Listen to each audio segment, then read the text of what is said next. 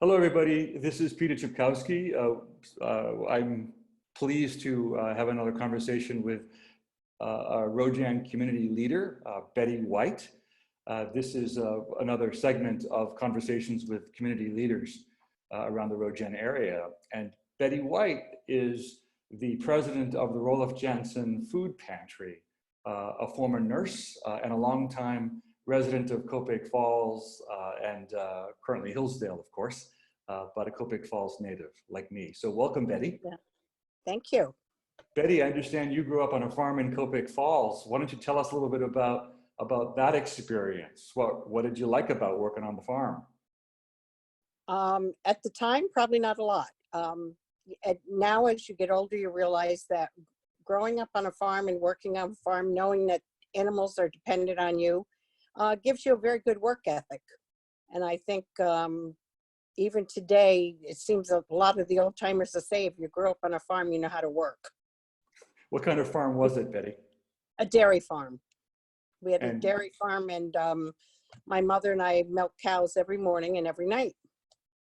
So what was that schedule like? Tell us a little bit about your daily schedule.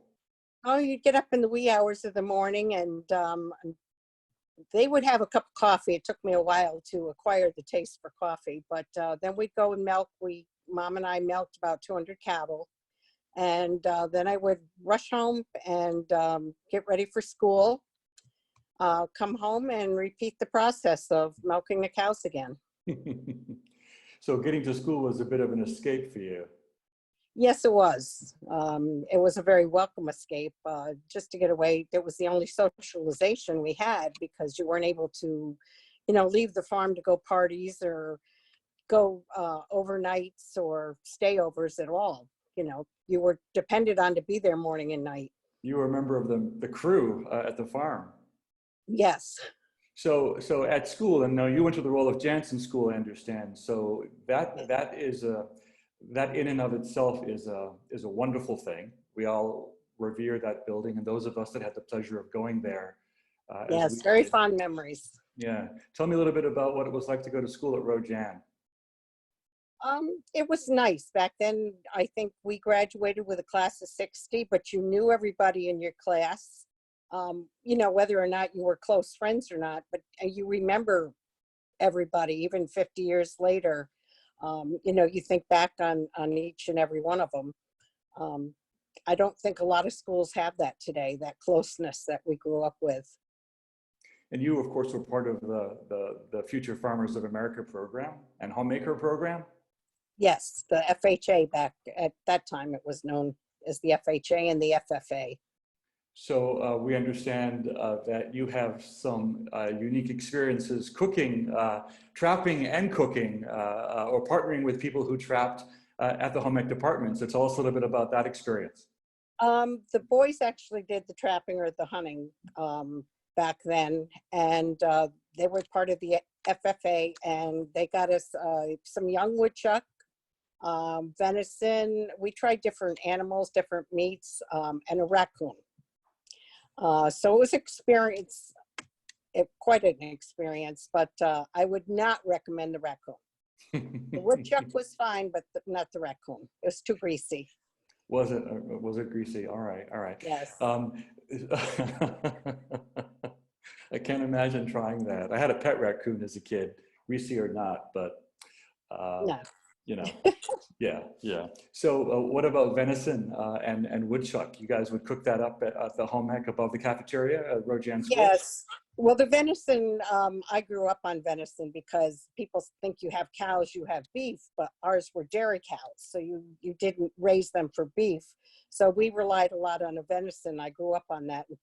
To this day, my family still loves venison, but the woodchuck was different. I don't know how we decided to do what we did, but we did chopped it up in chunks and used the shake and bake, because back in that day, shake and bake was very popular. The ad with the shake and bake, and I helped. And woodchuck are all grass fed, basically, right? Exactly. If you had to survive off the land and you didn't have your own animals, woodchuck is grass fed, and it's a very clean meat. Great. So tell me, tell me about your nursing experience. That was my first break from, and actually probably the final break from the farm is when I went away for 3 years to Albany for nursing school. Another great experience because you live with the girls that you go to school with for the 3 years.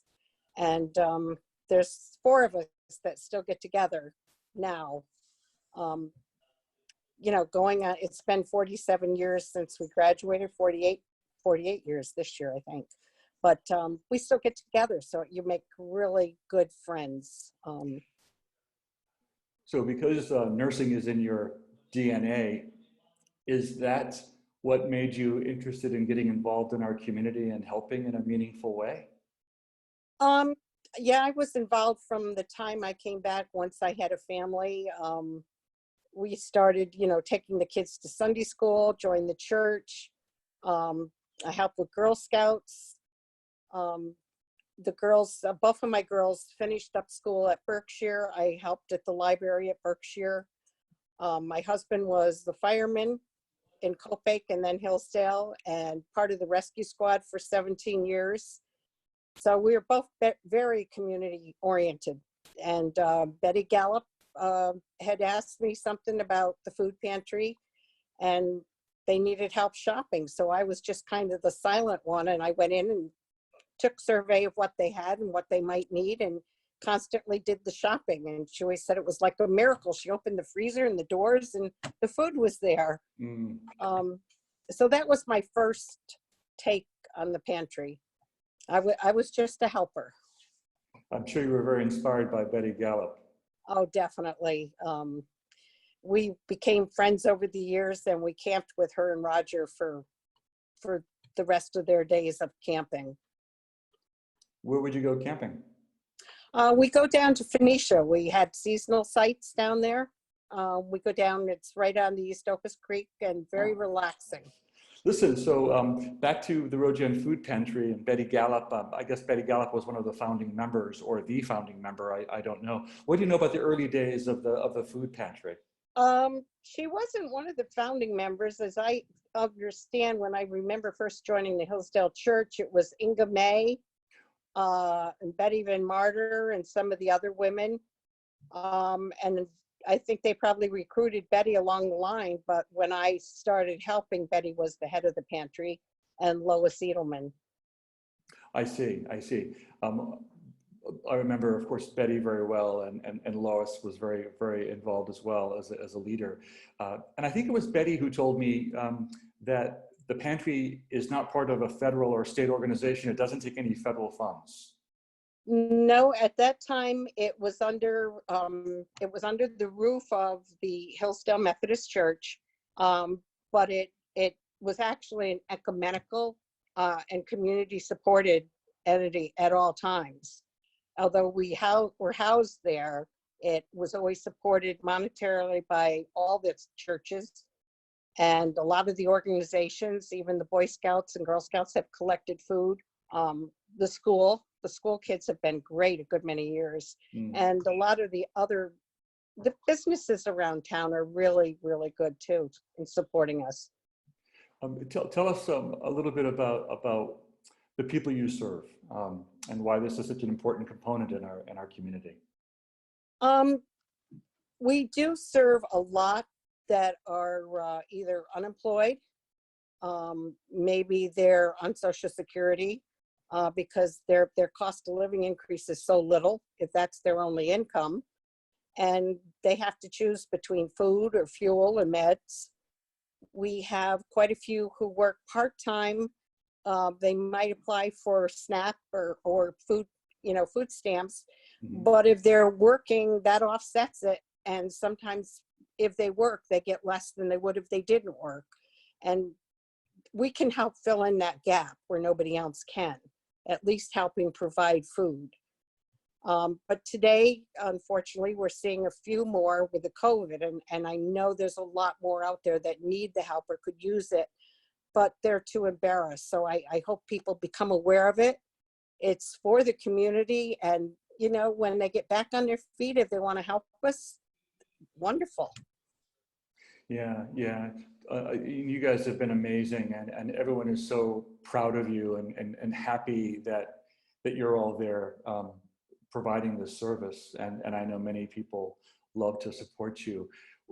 Tell us a little bit about how the community can help you now under these particular times. I know you have a lot of volunteers, but are there some needs that you specifically would ask for on this conversation?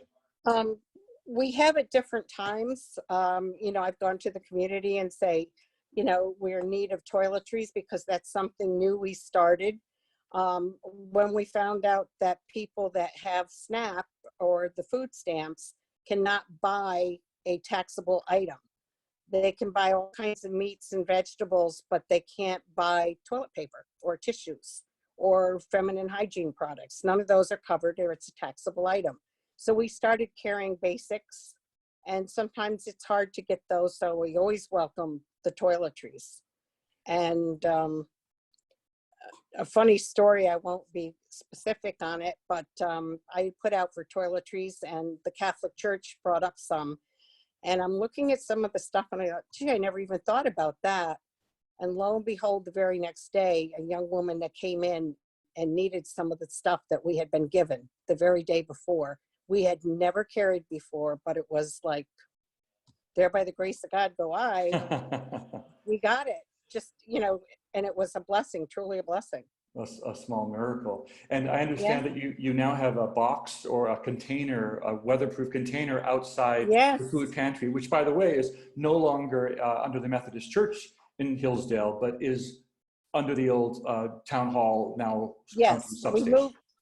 We moved to the old town hall back in November of, I believe it was 18. It'll be 2 years this November. And we're so glad the town welcomed us and helped us. And Vic came and cleaned it.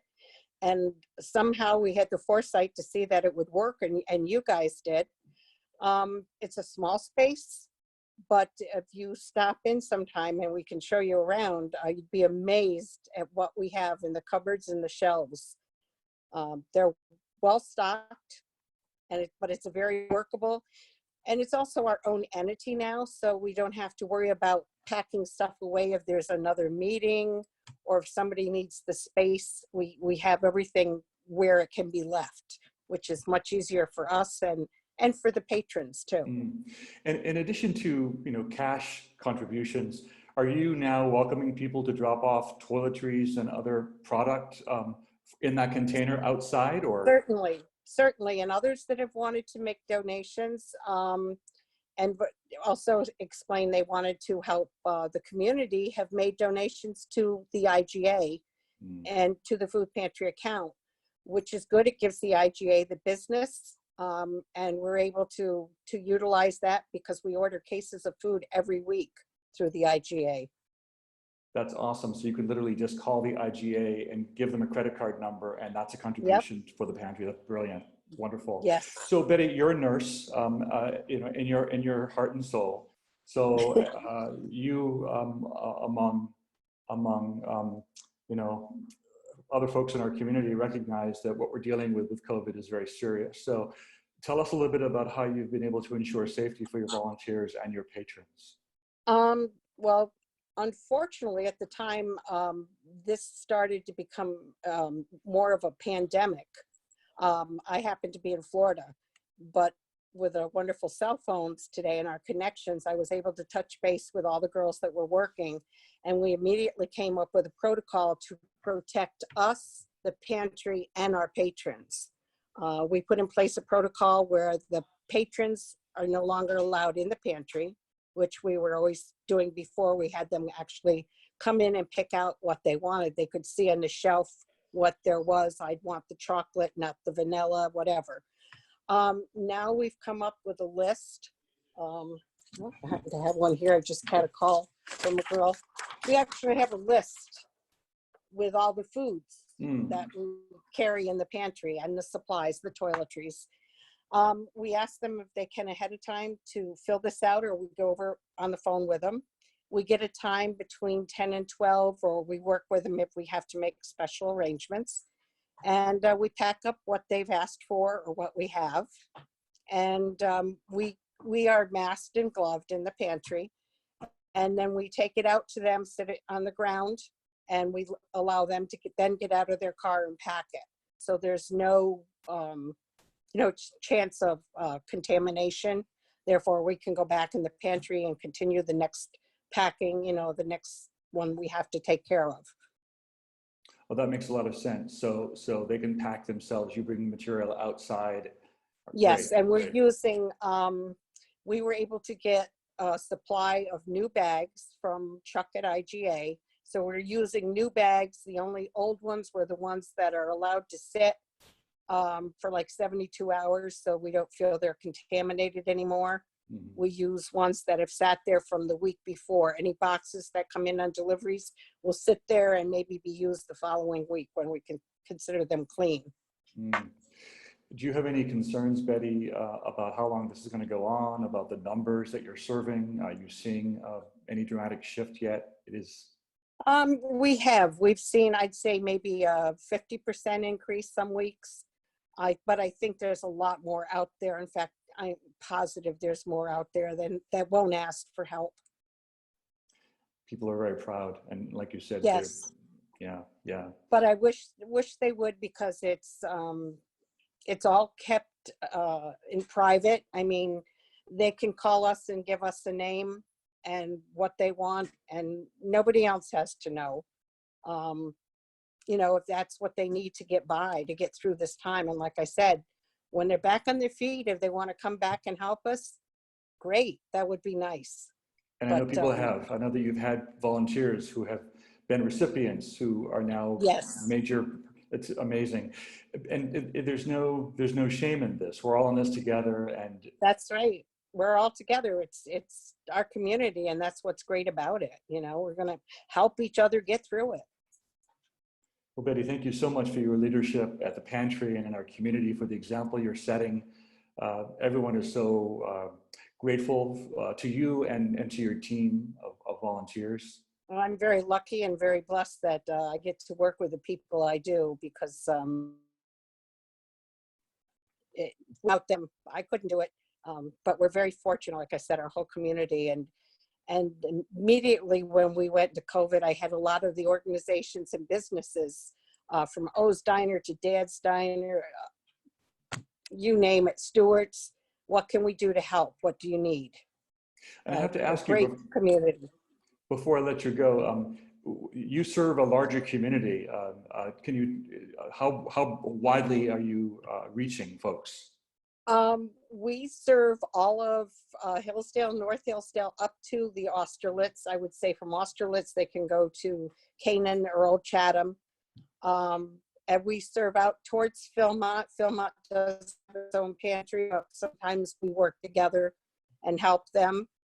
We go out as far as places in Hollowville, throughout Curryville, throughout Copake. Ankrum, we work with Neighbors Helping Neighbors. They're a great supporter, but we work together with families. We go into Ankramdale.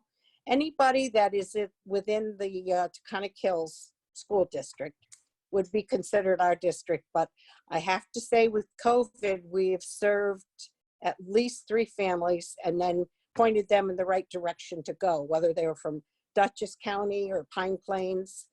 But most importantly, we gave them food initially, and then we helped them find where to go.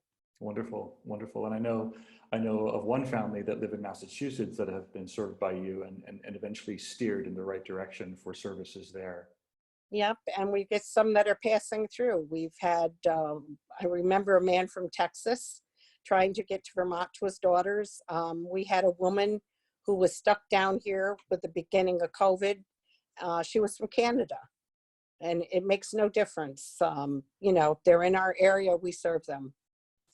Well, you guys have generous hearts and generous spirits, and well, you should. Thank you for everything you're doing. Well, thank you, and thank the community. Thanks so much for chatting with us today, Betty. Anything else that you want to share before I hang up on you? No, just encourage people to come. Let us help, because what we can do for them, what I tell everybody, is just pass it on. there's always somebody that they can help down the road too.